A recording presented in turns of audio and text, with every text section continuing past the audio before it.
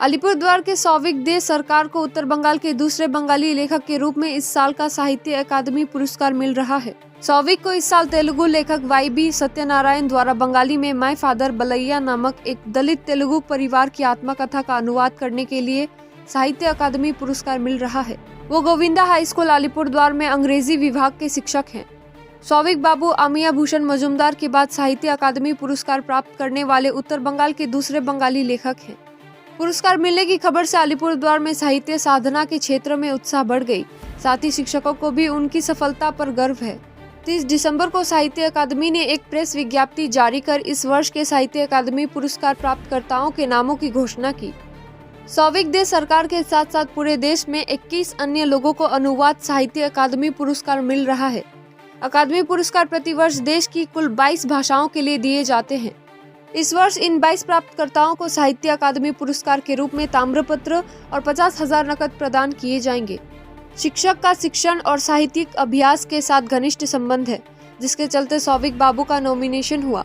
मूल रूप से मौलिक काव्य और अनुवाद साहित्य में उनकी हमेशा से रुचि रही है।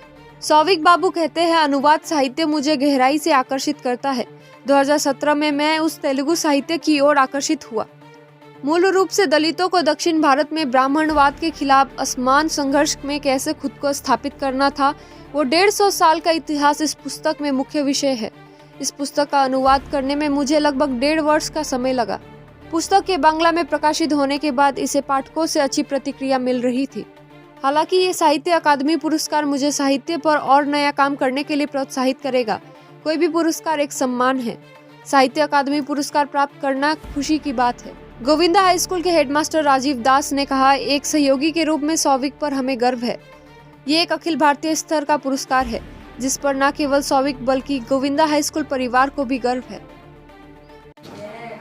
আমরা ভীষণ ভীষণ আনন্দিত এবং তার জন্য গর্ববোধ করছি।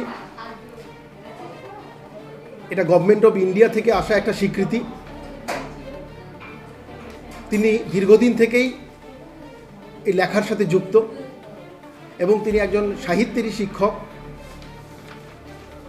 তাই এই এত বড় সম্মান যেটা তিনি পেয়েছেন, তার জন্য আলিপুরদুয়ার গোবিন্দ হাই স্কুলের পরিবার এই সৌভিক দে সরকার মাস্টারমশাইয়ের জন্য গর্ববোধ করছে এবং তা গর্বিত।